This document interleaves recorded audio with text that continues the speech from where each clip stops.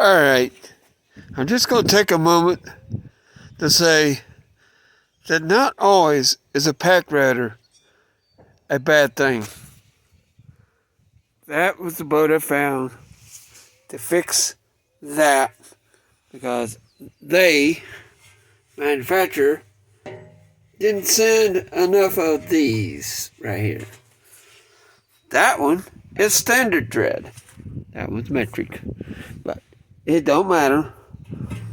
The little mixing blade is in place, stationary, and the mixer should work now. Well, let's give it a whole whirly and see. She lives!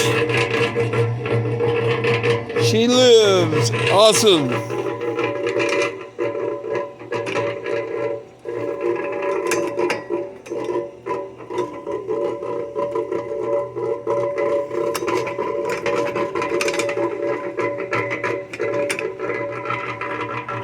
All right.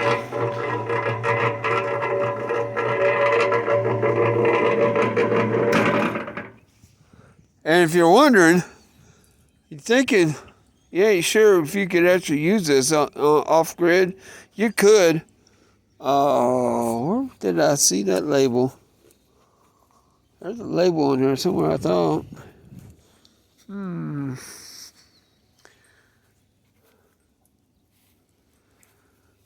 Anyway, it uses about 3.5 amps. I saw that somewhere. I don't know where. I ain't gonna find it now.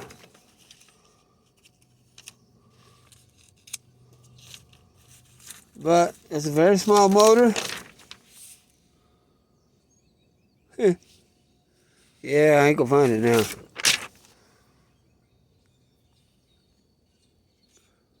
So anyway, there we have it. Like I said, I saw somewhere on here on one of these pages, a sticker or something, that uses about 3.5 horsepower. Yeah, right here it is. 1820 RPM, 120 volt, 60 hertz, 3.5 amp. Yeah, it uses 3.5 cubic foot capacity, about one bag of concrete. So there you go, guys. You could use this off-grid on a solar panel. Yeah. Especially on a bright day. Well, morning, peeps. It's been raining. It's kind of chilly. It'll be all right, though. I've got a few new tools. It's been raining, so I really can't do a whole lot of work. But I'm gonna go out here and unbox a tool. The missus might get more use out of it than I will, but I bought it. I bought it because it's definitely gonna be usable here. I've got a lot of projects that need this tool. So anyway, let me turn you around and show it to you. Yep, I got a concrete mixer from the good old Harbor Freight store. And I started unboxing it because I had to find a serial number for the loan company. But it just amazes me that fits in that box. So I figured since it amazed me, I figured somebody else might be interested in this too. So I've got to get a jacket. The wind is blowing. So I'll be right back. Okay, so I'm going to unbox this thing. And we'll see. I'm always impressed with how this stuff gets installed inside the box. It's nothing like a jigsaw puzzle, you know. So anyway, and that's basically what it is. We talk about stuff being made in China all the time, and it's not really made in China. It's made at home in the garage. The pieces are stuck in a box. And China does the engineering and the designing of the packaging to make it all fit into the absolute smallest box possible. And at the same time, they want to try, as much as we don't believe it, they want to try to make it as as easy to assemble as possible. All right, so let's see. Yep, you can see me. So it's always important to, part of the process of buying something is determining whether you can actually assemble it and, use it. So what I like to do is I like to go through and find the hardware, and this so far, this is labeled quite well. It looks to me like the way it's in the box is you assemble the stand and then the mixer. And as you can see, what you're looking at is, here's a hardware kit. They're always packaged a little bit different. Everything you had to put together. And this in here, there's a box with a bag, or maybe 2 bags. Yep, you got 2 bags, 2 different pieces of hardware here. I think it's 2 bags, it might be more than that. But anyway, there's 1 baggie.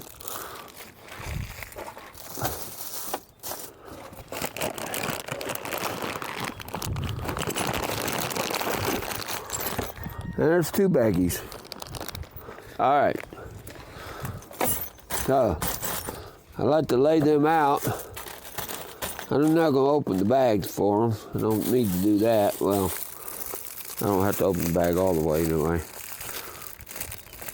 I want to open them a little bit so that I can identify when I look at the instructions. So,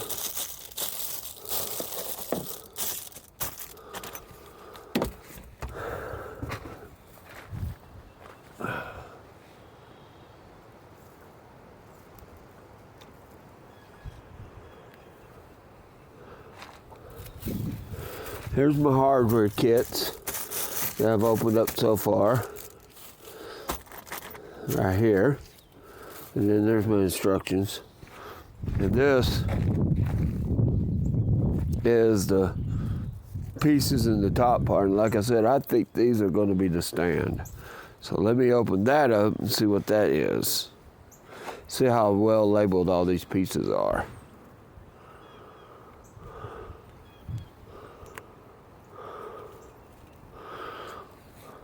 Yeah.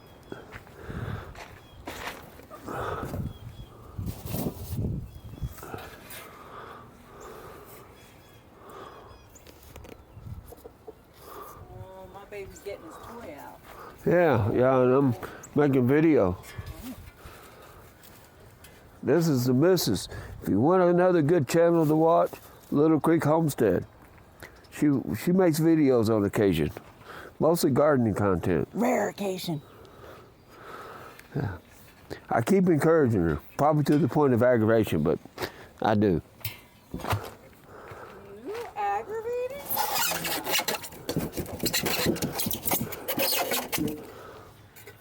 In parts, the metal's fairly thin, but, well, it's a $300 mixer, so there's that.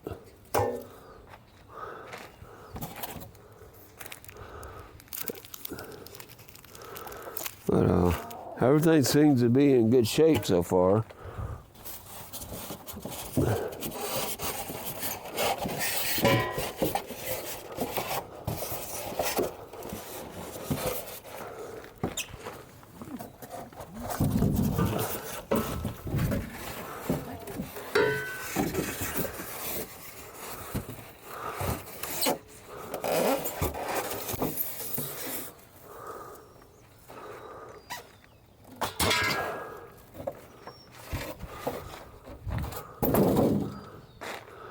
Okay, so the rest of this container holds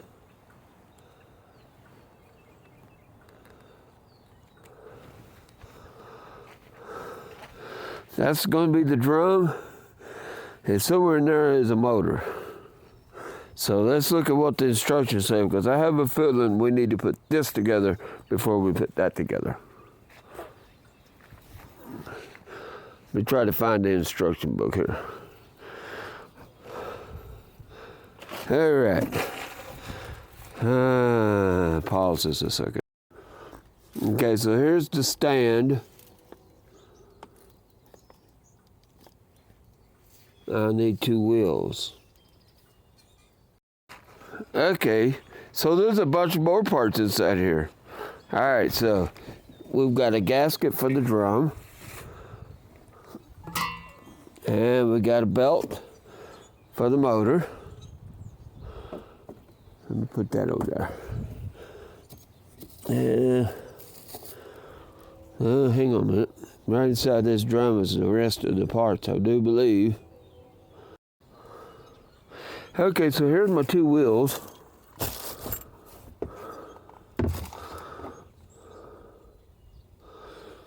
And they attach to this part right here. Like,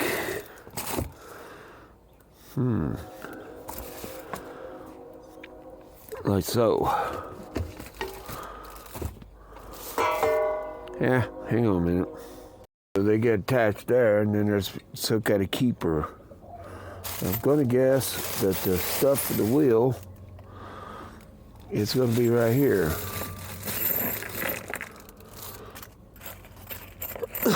There's 4 of these gigantic washers, so that means I need to put a washer on either side of the wheel.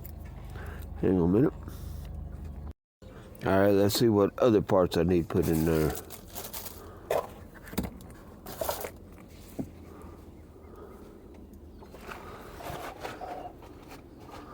You got video to make, babe?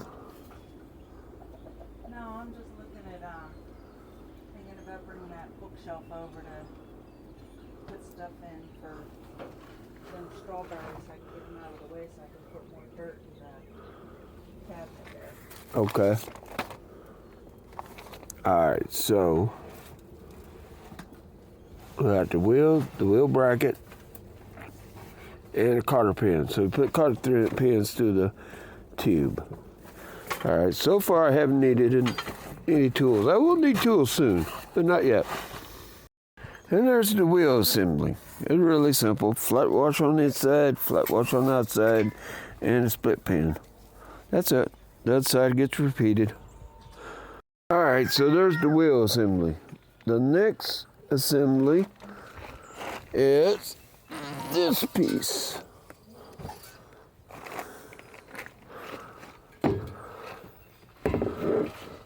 And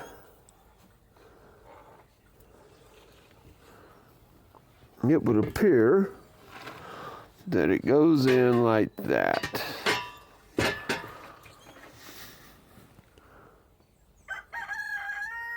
All these boats and stuff are marked, or labeled numbers and stuff. There's no labels and nothing on the boats. So a little bit of guessing has to take place. All right. Let me put you back on the stand. No, I want to try to show the process of putting this thing together. So let's do this. I got to find boats. All right, so this is the part of the operation that you're going to have to do some guessing. Try to figure out what's up, what, and who's who. So what I'm doing is I'm just trying to see which boats go where. And I'm guessing that you're not going to have a whole lot of boat play. That could be one of them, though. This is a big, hefty boat, so that's not it.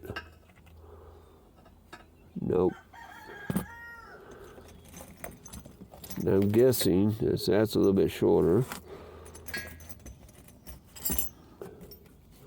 That's the same length. That's shorter. That's the same length. That's heavier. That's the same length.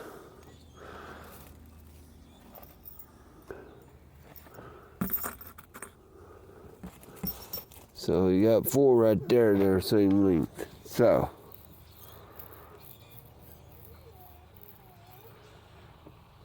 okay, so that gives me 2 per side.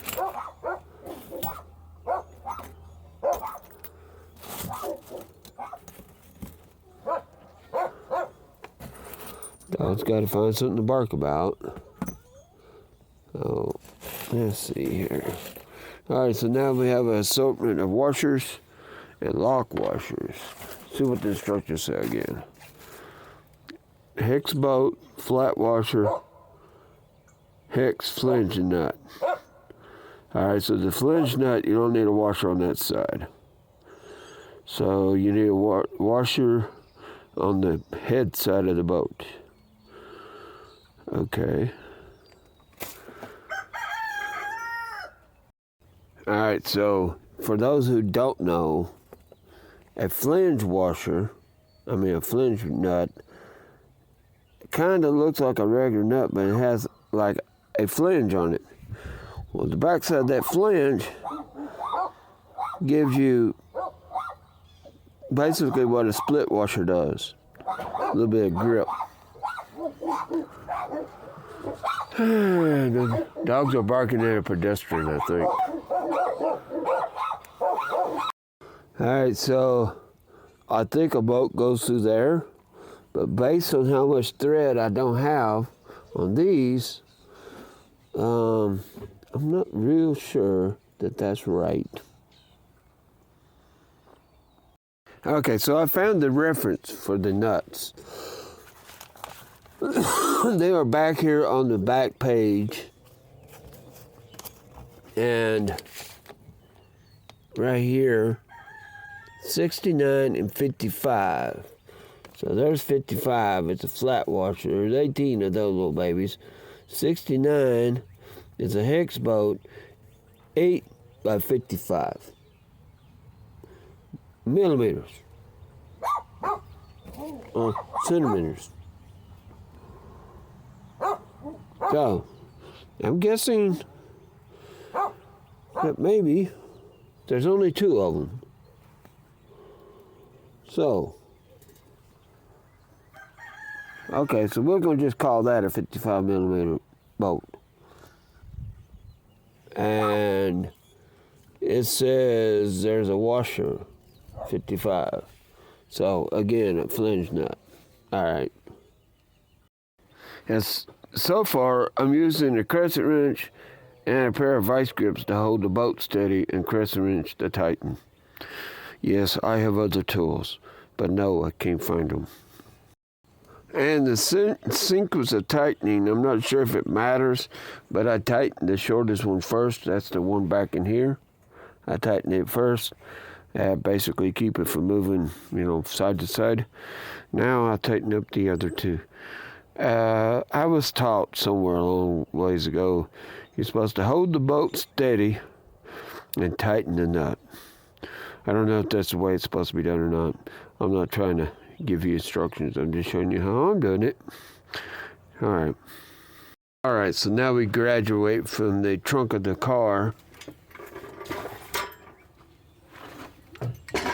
to the ground.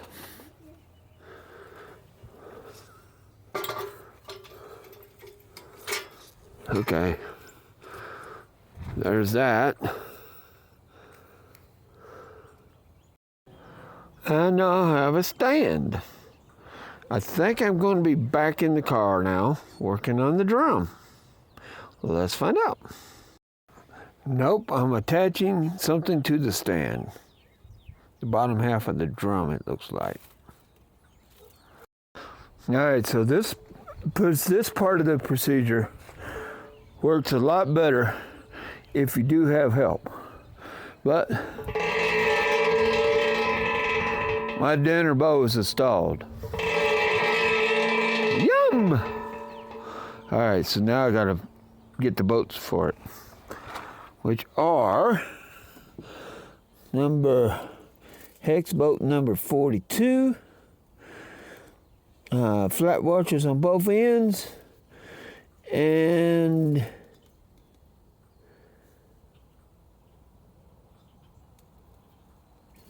something about a coil spring. I don't know about a coil spring. There's a nut, 44 and 42 and 45. All right, so we use this boat and this washer right here on either end, and 2 flange nuts. All right, so when I put the gasket on here and put the top side of the drum on here, this gasket right here, I ain't at that stage yet, and I don't know exactly how it's gonna go on there, but I'm guessing you probably would want some of that blue glue to make it stick better, to hold it in place. And I don't have any, so we're gonna see how well that works, because I don't have any of that. But we're not at that stage yet. We're still putting things together here. Now, this is one of them times where you're lucky you only have one of those. There's only one place that could go, and that is right there. Right like that. I don't want to let go of it because I got something to put on there, and I don't know what yet. How do I? All right, here we go. Back to what we got to do. All right, so I'm assuming these are the mixer arms. The instructions. Men are always accused of not following the instructions. But there's no instructions for installing the mixer arm. I got a picture of it, so I'm guessing, but there's a hole. There's a hole on both ends, and there's 2 of them.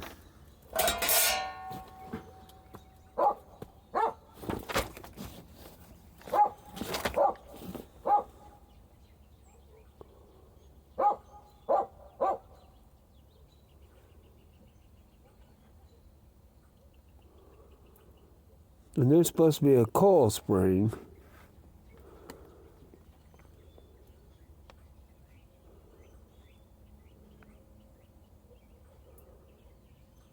All right, so control plate 41.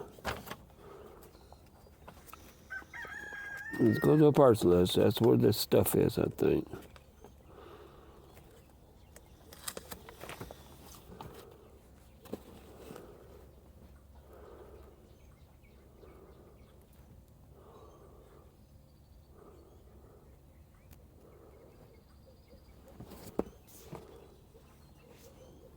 I'm looking for 41. 41's 42. It's 41. That's 46.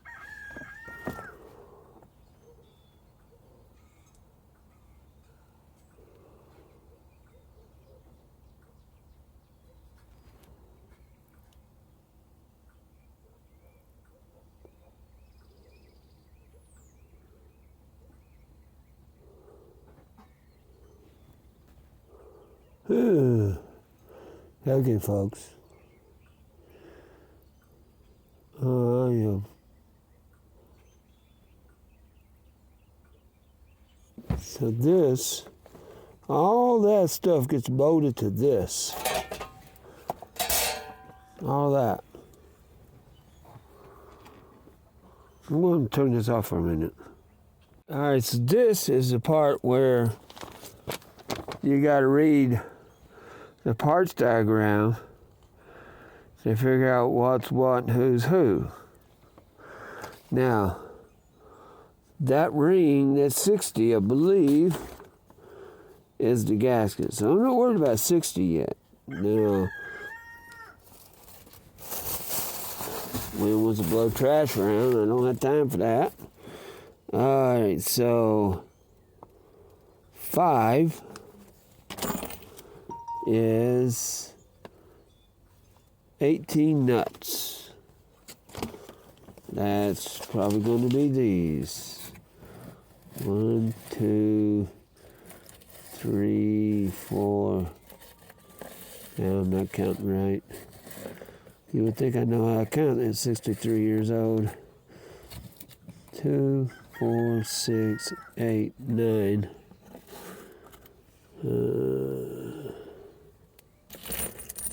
Okay, hang on. All right, so after looking at this diagram, this parts diagram, to the best of my knowledge, that mixer blade sits in there like that, and if you look, it follows the slope of this dome.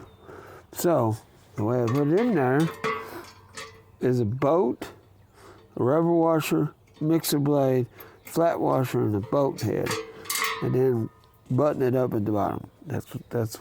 Then I think it gets this attached, gets to the inside of the drum, the other half. Okay. I don't know why I thought those things were supposed to turn, but it turns with the drum. Okay. Let's see what else we got going on here.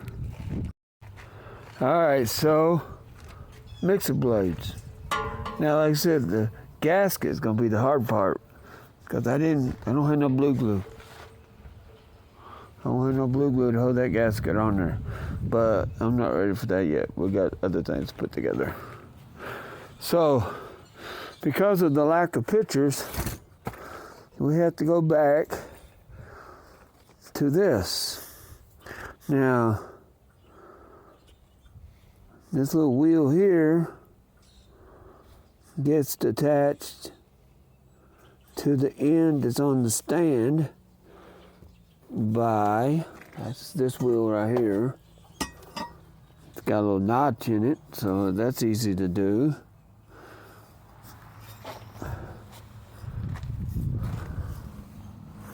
But there's no notch in the shaft.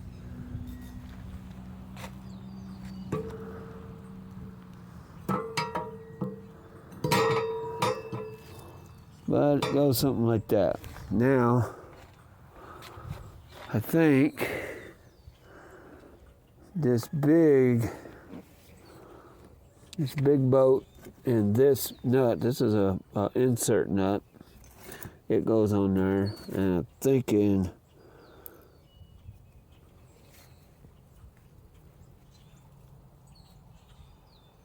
this spring goes in here somehow.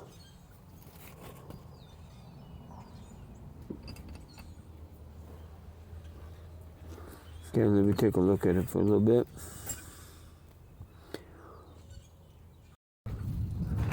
All right, so a little bit of progress has been made. I got the mixer blades in. I guess this is part of the plate for the handle. We're about to find out. Let's go get that in and get the back cover on there. Yeah, my phone turned itself off for whatever reason.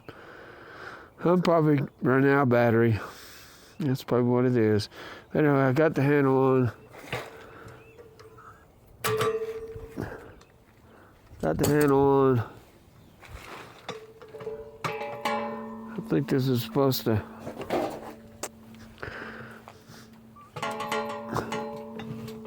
Yeah, that's what's supposed to happen. Gives you adjustments for how you want, how low you want it. There's all the way down. Yeah.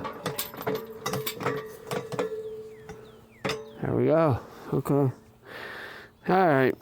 Let's see if we can put this on pause. Okay, my phone died and I made a short using my other phone, and I was about to start this video and somebody went by I think they're gonna make it though. The car is actually kind of wild. But anyway, I need to put this gasket on here, and all I did is go down to Harbor Freight, add this stuff, and go to Auto Supplies. This is basically gasket material. And you want to make your own gasket. This is supposed to be low volatile formula for those who are sensitive to smells. I just got it because that was the reason why I got it. Because the missus has COPD. So if she was going to be out here helping me, then I didn't want her to have to deal with the smell. So anyway, what I'm going to do is put this on here, and I'll show you a little bit as I go.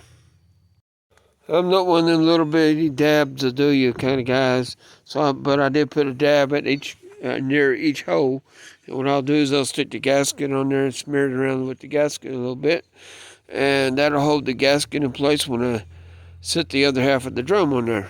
Let me show you what I mean. Alright, so I'm going to set it out here and get a little solar radiation on it to heat the gasket up a little bit. Kind of soften it up, make it lay a little flatter. I might have cheated on the glue a little bit, but I did have to go through that extra step of setting the bolts into the hole, because I get one corner of the gasket up and the other corners will fall. So now they're all in place. Like I said, I'm not trying to go for a pressure seal. I just needed to hold still so I could put the lid on it. So that's what I'm going to do. And while I'm doing that, I'll work on another video. Another project. A little tip for you guys. Alright, so most kits, I guess because of robots or whatever, they have all the parts, the enough bolts. This kit here, I think the guy was blind and just grabbed a handful of miscellaneous bolts. I got all kinds of extras. Got a bunch of extra washers. I have no idea what these two bolts are supposed to be for, but there's only one nut for one of them. I got one of these flange nuts, but the bolt is... Okay, maybe I did have a bolt for that. No, I don't know. I thought I did, but no, I don't. Anyway, this is odds and ends. And why am I saying all this? Guys, I need probably a 1/4 inch bolt for this side. Alright, I'll have to look around in my little shack over here in my garage and see if I can find something.